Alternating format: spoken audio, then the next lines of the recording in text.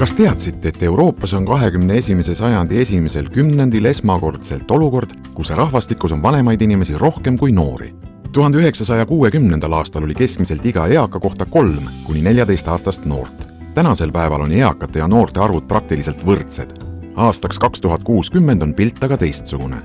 Prognooside kohaselt on siis iga noore kohta hoopistükkis 2 eakat, mis tähendab, et tulevikus on rohkem vanavanemaid ja vähem lapselapsi.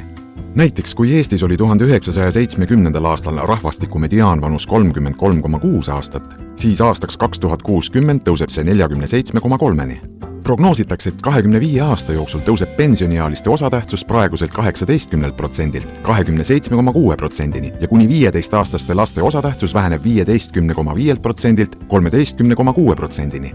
Kokku tõuseb ülalpeetavate määr 50,9%-lt 70,2%-le, mis tähendab, et kui praegu on iga ülalpeetava kohta 2 tööealist, siis 2040. aastal on 2 ülalpeetava kohta 3 tööealist.